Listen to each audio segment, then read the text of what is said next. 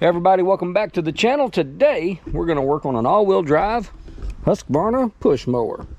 Well, I don't guess you push it if it drives, right?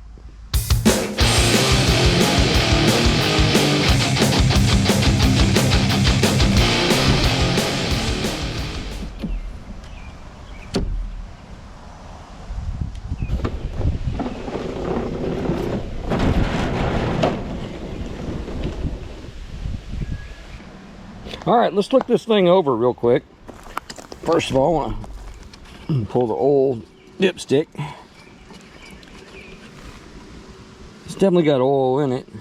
Probably not the best, but hey, it's got oil in it. So here's the story.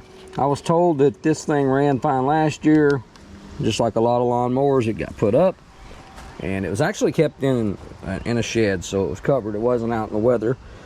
But went to use it this year, and you know, typical lawnmower issues, doesn't run.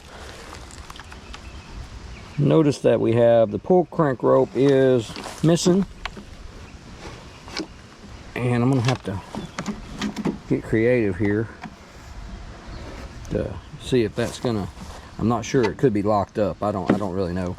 I'm gonna have to check that, and yeah, we'll just go from there. Probably needs a carburetor clean, and then we know it needs a pull rope, and then we'll try to see if it'll get running.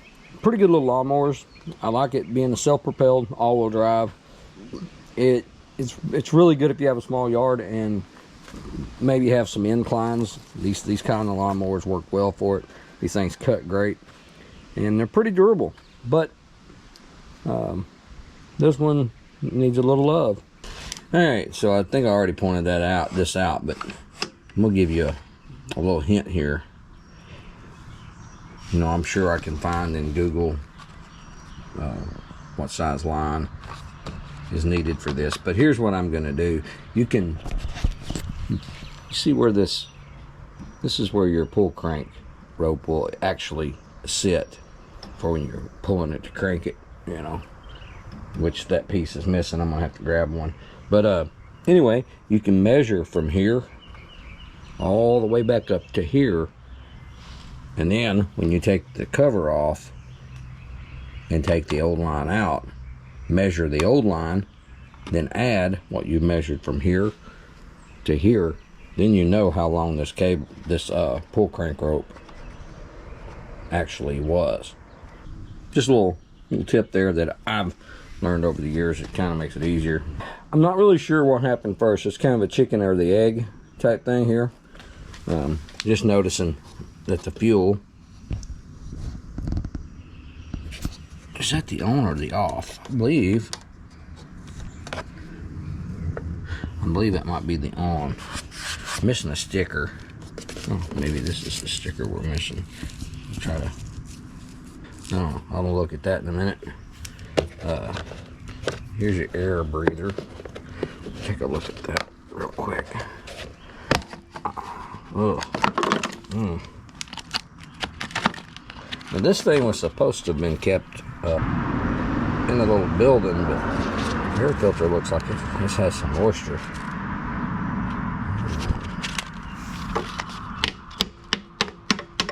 I'm not sure. Anyway, I'm not sure the chicken or the egg theory here. You know, I'm not sure Musty would already have this thing running.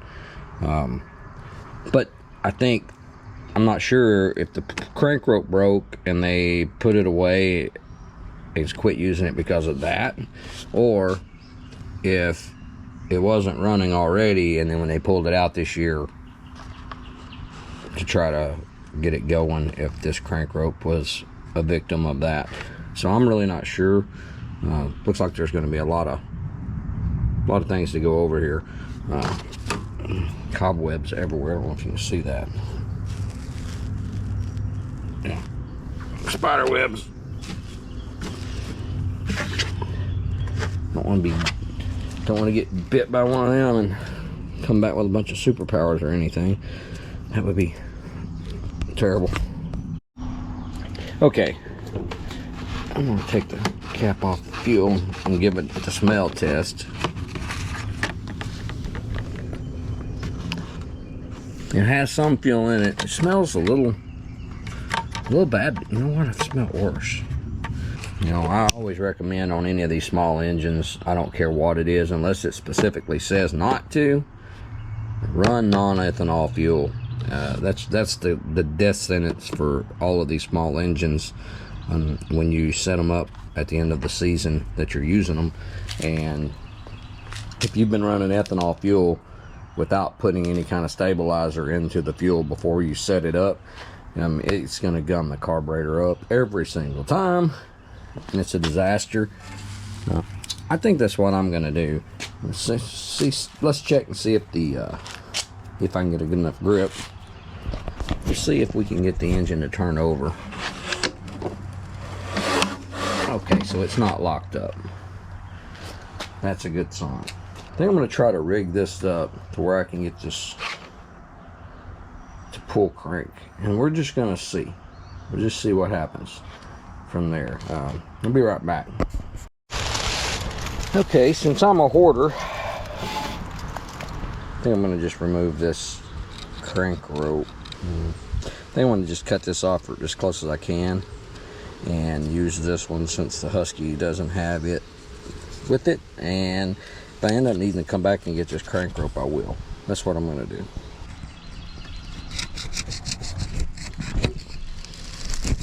Need a duller knife. There we go. Need to sharpen this knife a little bit.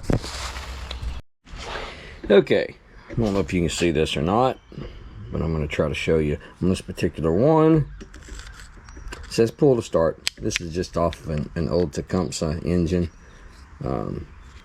Anyway, see this?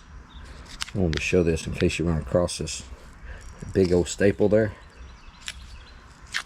That's kind of what's holding. Oop. You have to pry the staple off to get this cord out of this pull crank, and I just wanted to show you that real quick. I guess this is kind of unique. I don't know if you're going to be able to see this on camera. You can see the little hole here and here. That's where the staple, I can just do it like this. That's where this staple went in and held this rope in. A lot of times you run your cord up through the bottom hole, you get the feet out the side, you make a knot, pull the knot back through, and that's how you do it. But this one is not set up that way. I might actually try to go back with it this way. I don't know. Now I'm going to try to get this crank rope reinstalled into this the way the original one was in this, just to see. It might not work, but we're going to try it.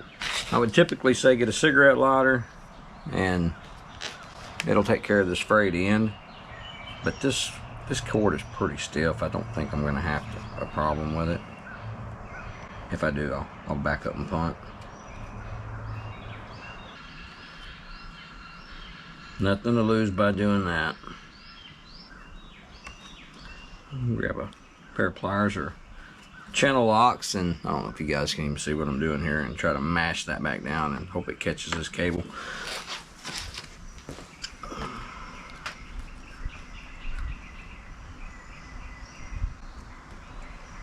I don't know if you guys can even see that. Try to.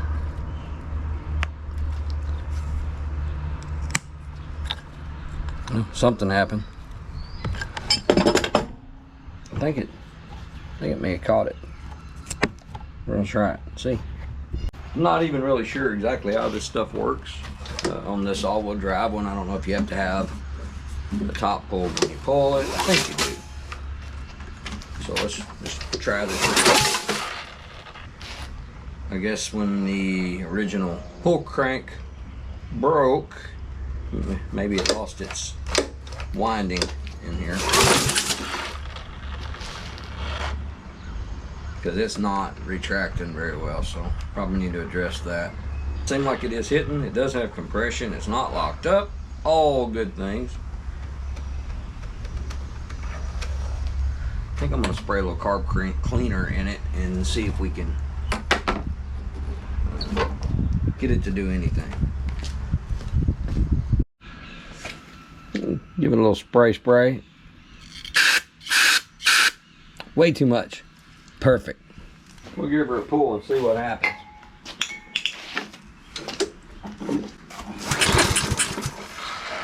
It does seem like it's hitting pretty good, so yeah, this is definitely going to have to be addressed.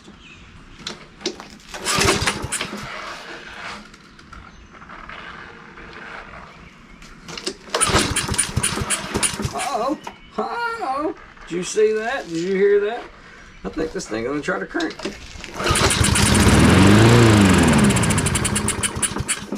Okay, well, we have good signs of life here. So, yeah, let me see if I got some fuel to pour down in this thing. It might go ahead and run. There's not much fuel left in this jug.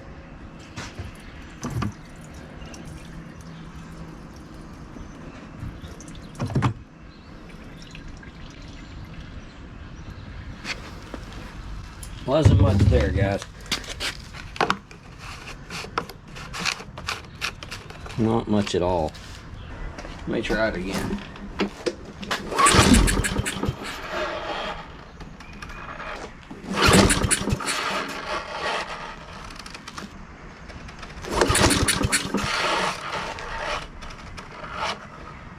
Let's see if we can't make sure we got more fuel in it. Hold tight. I do believe that is in the on position for the fuel. I just poured some more gas in it. I am going to spray it another shot. I think it's just that they turned it off, which is the right thing to do when you go to store one of these things. You're done for the year, let's say. First of all, it's best to run all the fuel out. Just drive it until it doesn't run anymore. Let's say you can't do that though. If you have a fuel shutoff valve, which you need on every one of your small engines, if you can put one on, put one on. You can turn this valve off and let the engine run completely out of fuel. It'll save a whole lot of the gum up of the carburetors. Not 100%, but it does help quite a bit. I say put some kind of fuel stabilizer in it if you're going to have fuel in it, which I don't recommend. But if you're going to have any fuel in it, before you run it out of fuel, if you can put some fuel stabilizer in it, let it run through the carburetor, then turn the fuel off, let the engine die from lack of fuel. More than likely, the next year when you go to turn fuel back onto it and fuel it up, you're going to pull the crank rope and you're going to go right about your business. So that's just, some advice you don't have to take, but it does work. We'll see if I can get it to fire up off of that and pick up fuel. That's the plan.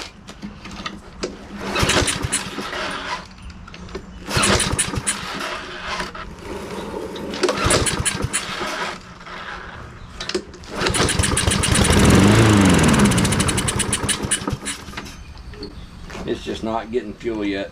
I am probably going to take the car off and go ahead and clean it, so that'll be the next step, and I'll go ahead and try to get this crank rope figured out as well.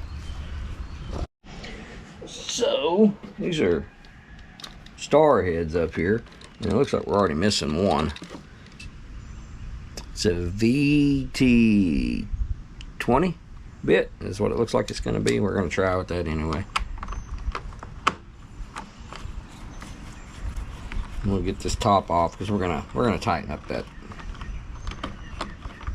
pull crank. It's just, you don't want it to rip your hand back, but you want it to retract a lot better than that.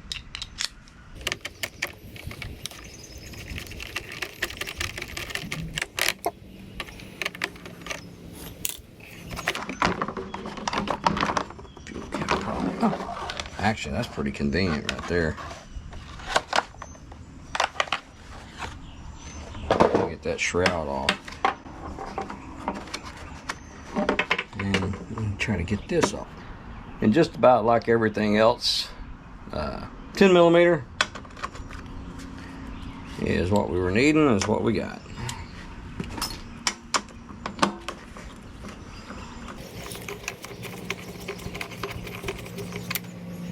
One nut, two nuts, three nuts. Now a lot of times you can take these off, and when you take these up, the spring releases. So watch your fingers.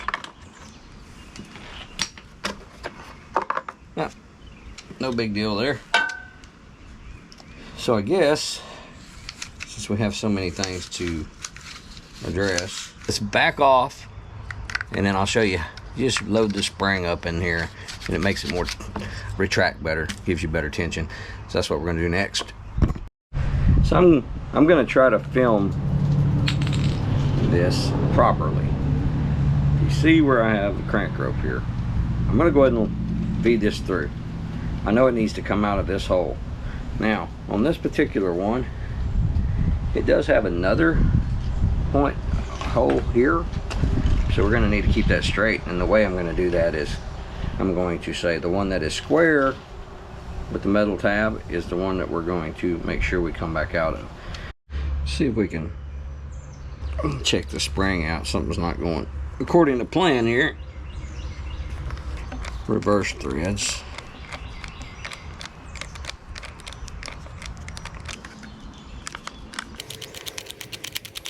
I can see the spring is still hooked over here. I don't see it hooked anywhere else. So this is going to have to come off, and we're going to have to do a little looking here, see exactly what is happening, and hope the spring doesn't come off and disintegrate all these plastic parts.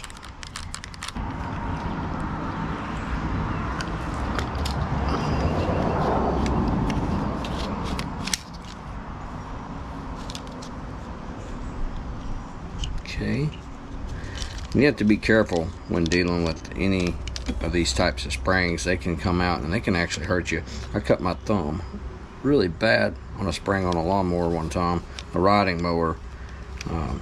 It was pretty rough, so keep that in mind. Okay, so how this works, how this is supposed to work, is this spring here. I don't know if you can see this tang right here is supposed to hook into this plastic gap here. That's how this is supposed to go. And I'm thinking maybe it just came off, maybe.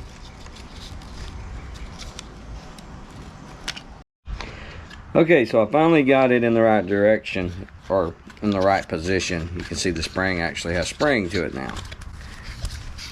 I think we were battling that. So I'm just going to load this spring. I'm going to go too over the top, but I'm going to load this spring.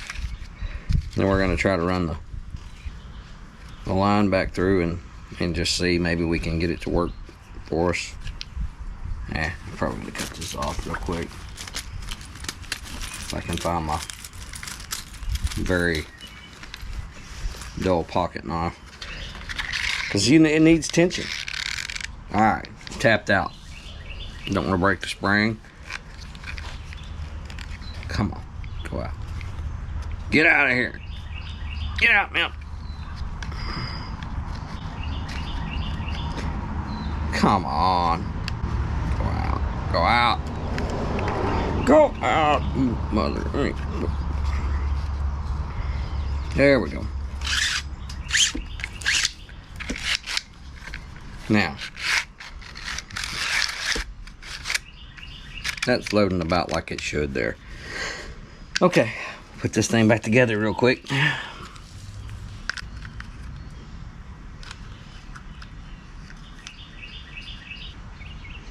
Remembering that this is reverse thread, so lefty tighty, righty loosey.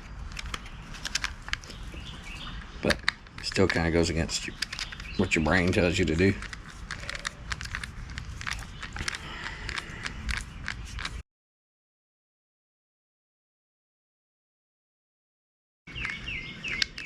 I'm not really sure exactly what the tension should be on this. I'm just kind of guessing.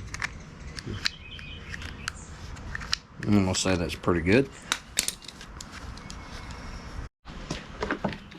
Got her all put back together. We'll place her back on here and see if we can't get this part of the situation resolved. Pretty easy fix. I went in and also sprayed a little lubricant inside on that spring, both springs, and because there was a little rust in there. Just trying to, you know, little looby dooby, don't hurt anything. So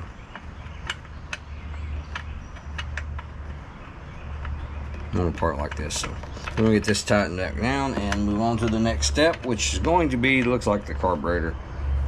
So it's out of position. That's perfect for what we're doing.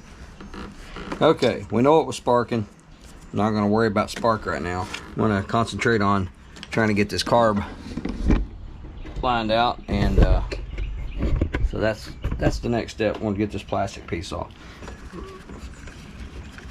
Get this plastic air breather cover off. When you're doing this too, you never know. This might be 2 different size nuts and bolts. Kind of keep up with that. Take pictures if you're not used to doing this stuff, and heck, I say do that even if you are used to it. I'm shooting a video, so I have something to work off of. This air breather holder, air filter holder, actually removes the carburetor as well. So these bolts are through and through bolts. Just like that. Just like that.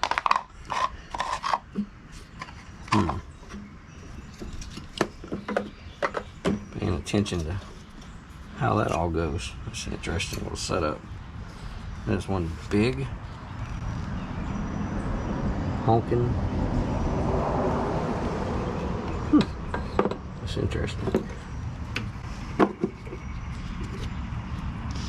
This gasket, the gasket's still intact. I think it's okay, so we'll just move on to trying to get that carburetor lined out. That's pretty interesting. I don't know. Comment below if this is normal for these mowers. Doesn't look like that's how it would be. Anyway, there you go. A little spring on the hooks. Comes on the. I'll try to zoom in for you guys here and show you this. And I'll show you how to get this off. Fuel line needs to come off first.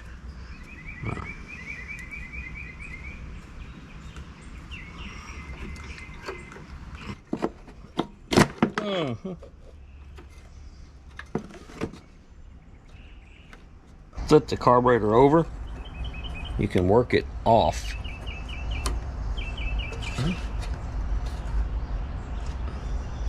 Work it off like so. The gasket came off. Thank goodness I didn't tear it when it came off. Carburetor is a little nasty. We're gonna get to cleaning on it. So if you've watched any of my other videos, you've seen me clean carburetors before. This one's I'm not gonna go through a whole long process on it. I'm gonna take this nut loose here. Let's pull the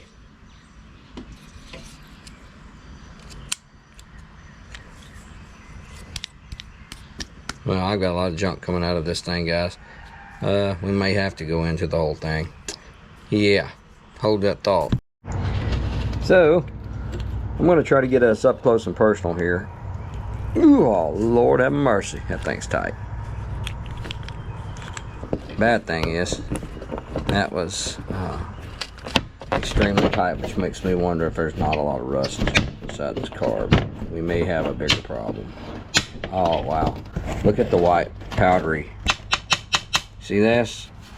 The white powdery mess. This is going to be probably full of it, and that is from ethanol fuel. Look at this. Wow. That could possibly be the worst I've ever seen. I don't know if you can see in there. I've got to figure out a way for you to see in here. That is a ruined carburetor.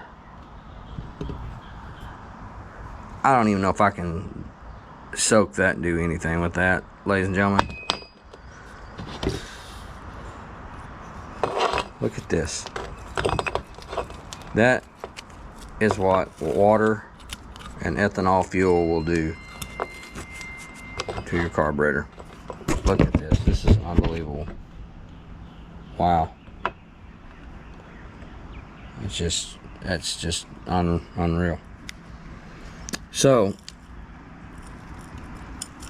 I don't know what to say about that. I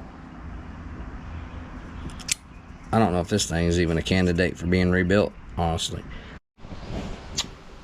Well, as you can see, this is probably the worst.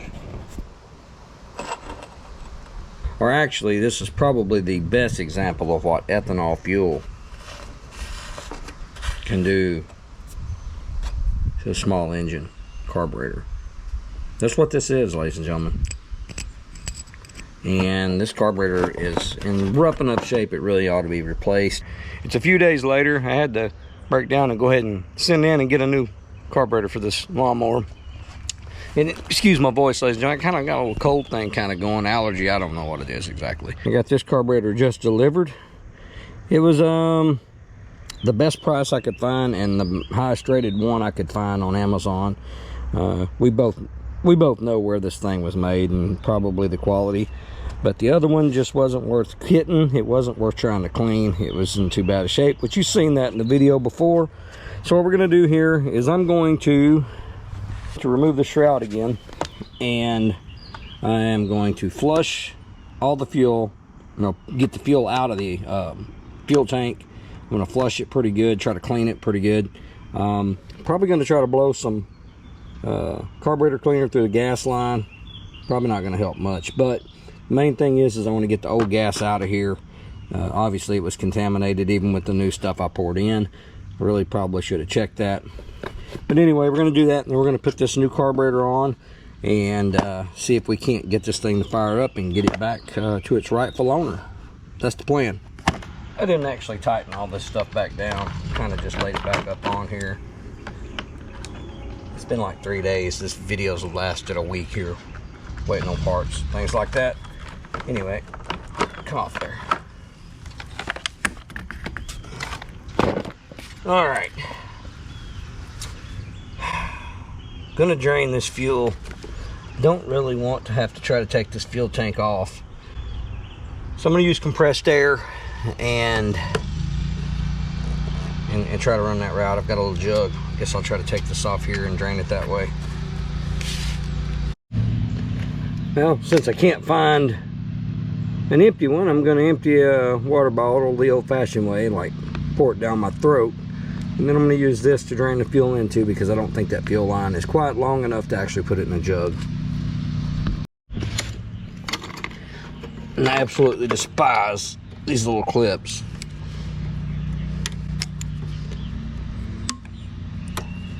They're so weak, it's just hard to mess with.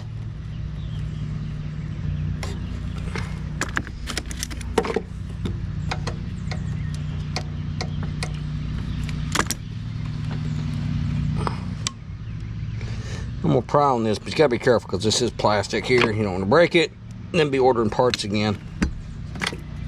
There we go. We'll also get a good way of putting it in this water bottle. We'll be able to actually get a good look at the fuel if I can get it to come out. Probably gonna have to pressurize it. It's just barely coming out. We might have a clog here, which would suck, but I don't doubt.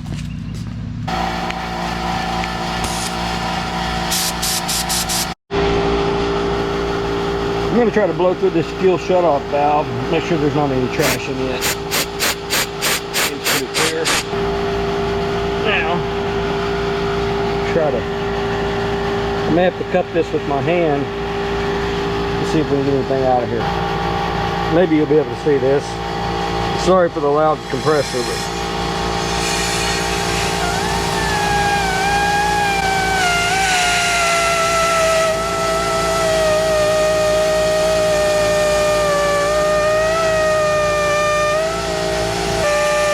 that fuel looks terrible. Okay. I'm going to try to blow back through the hose.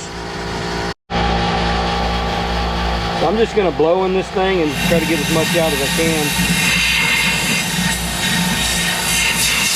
A lot of moisture in there.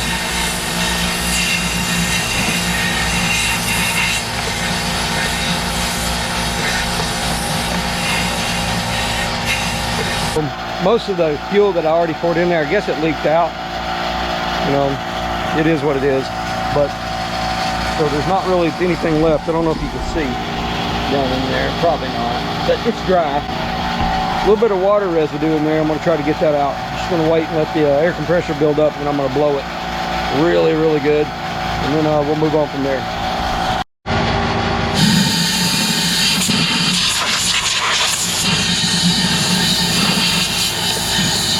That's pretty good there. That ought to work. I'll blow out this air breather, and we'll start putting it back together. Check out the nasties that were in the bottom of that fuel tank. I'm gonna say 85% water, cloudy water, not good. Glad we got that out of there. Blew it all out. Everything seems to be pretty clean now, so we're just gonna move forward, and I think we're gonna be all right. So I'm gonna open this new carburetor up. It was supposed to come with a lot of new gaskets, so I'm hoping it did. I don't like the looks of that. Our parts make chainsaws work great again. So I don't know. Considering this isn't a chainsaw, we'll see, I guess. Oh, okay, cool. It did come with a bunch of parts, so I'm pretty happy with that. So we have the replacement carburetor, looks like a new fuel hose, new choke system, that's a good deal, new spark plug, shut-off valve, spring, I guess for something else. That's pretty good. And yeah, new gasket. So I guess that gasket is big like that from the factory. Moving on. Anyway, I'll see if I can't put a link in the description to this carburetor. Looks like it came with a lot of stuff, so that's good. At least it came with what it's supposed to. Okay, so it's been a few days. We're going to go ahead and try to put all this back together. I am not going to use the new shut-off valve. Sorry, neighbor's mowing his yard. I'm not going to use the new shut-off valve. I'm going to just put the new carburetor, new gaskets on, and kind of leave it at that, I think. And I'll just put these other parts back for future reference if we need them later on for this machine or what have you. All right, I'm going to try to get this thing back on here. With all the gaskets they sent, it kind of muddied the water a little bit. All right, I just got some regular wheel bearing grease, high temp stuff. It doesn't really matter. I'm going to use it though to help me keep the gaskets in place, or try to. It's a pretty good little trick. It works pretty well. You don't want to use silicone or whatever. So just basically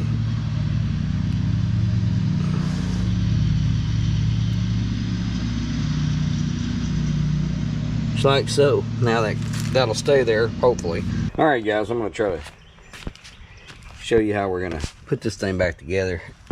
Yesterday I ran out of daylight to film, but I think this is pretty important to show how this needs to go back together for a couple of different reasons. One of the main reasons is it's pretty easy to get confused. There's a lot of gaskets that have to go on, and it kind of goes against your normal way of thinking. You know, usually you put your gasket on and you kind of work your way from the engine out, but you can't do that on these, or you can, but it's extremely difficult. You need to work from your outside in. I hope to be able to show you what I'm talking about here. What we're going to do is we're going to take our bolts and we're going to start stacking from the outside in. And I'll show you what I mean by that.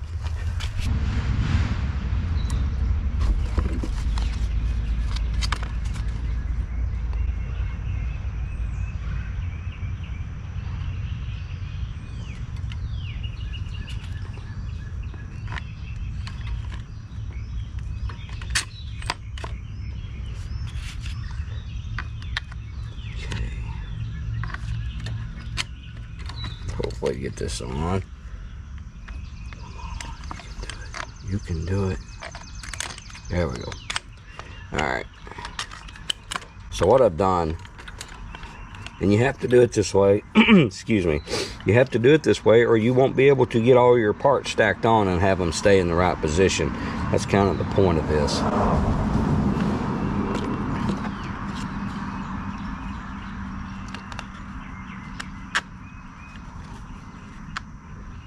Alright.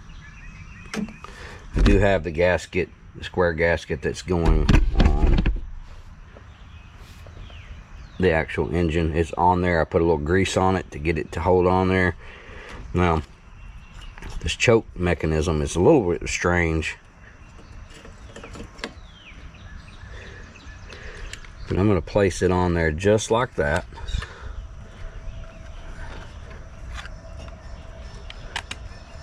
And I'm going to try to ease this into place. And that is going to be the plan.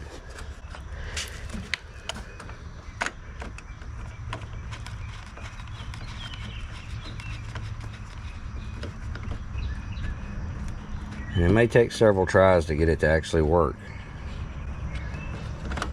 There we go. I think it finally moved into place somewhat. I hope.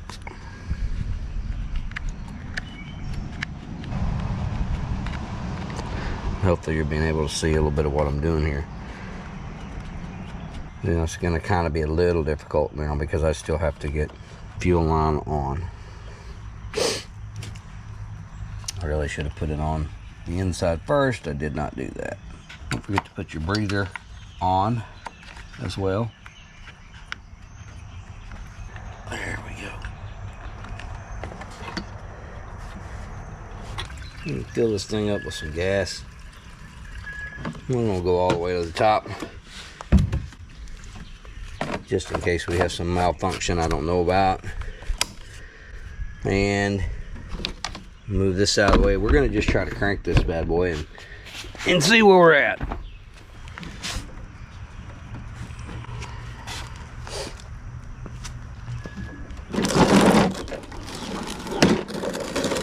What does Mortsky say? Slingshot activate or something like that.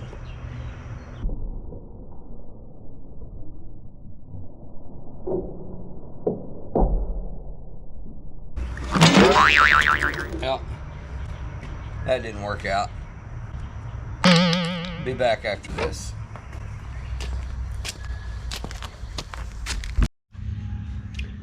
I want to kind of give you a little tip that'll help you. Of course, I'm going to have to figure out a way to get this back on for the pull rope. You tighten this middle screw down after you get your line out. It will hold this in place and keep it from retracting, which gives you a little more movement to actually get this put back together. Okay, I wanted to show you this again real quick. You know, I showed you earlier in the video how the staple goes in here and helps to hold this. And I didn't bring it all the way through. I thought it would hold. It seemed to be doing okay. But anyway, here you go. Push this pull crank rope in through the T. Get in here.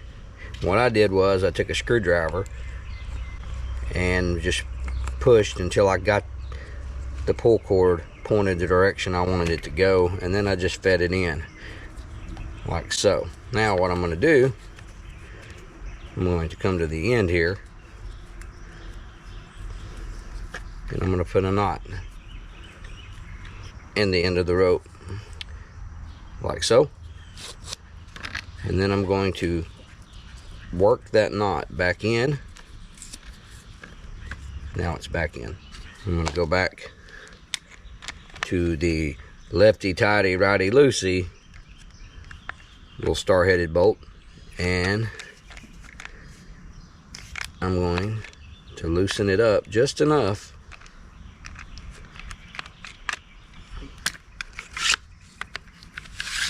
to get the crank rope to retract. Now, I am going to tighten it back down just a little bit. Everything is working as it should. Now we'll put it back together. These are 10 millimeters nuts that go on here. Get them snug, and then we will try again. This hasn't ran in at least 3 years, but they're thinking 4 years. So, you know, we'll just have to see here. See what we have. I don't see any fuel leaking, so hopefully the needle and seat are actually performing as they're supposed to. We're gonna try to see if we can't get this thing to crank.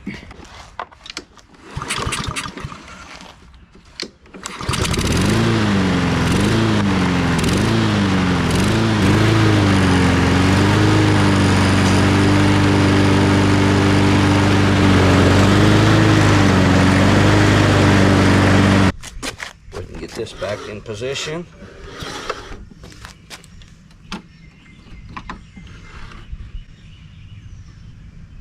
Like so. Tighten that back down, and then we'll get the shroud tightened down, and we're going to take it out in the yard and we're going to mow with it, test it out really well before I call it fixed, and yeah, see what happens. These are actually, I really like these little lawnmowers. If you don't have a huge place, these things are pretty awesome. I mean, I have about a 1 acre yard, and you know, of course I use my ride mower, but I can say this, I can do it with these self-propelled. You know, this is all-wheel drive, really nice unit. All right. Now, let's take her out in the yard and give her a chance to run. Okay, so we have it all set up here, and pretty simple operation. Pull this back.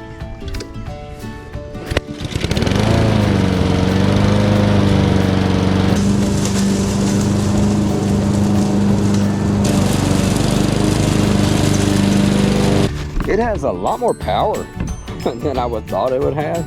It seems to work great, so I'm gonna call that success. A lot faster than I thought too, man. Getting used to that, but everything works as it should. So I'm gonna say this one's fixed.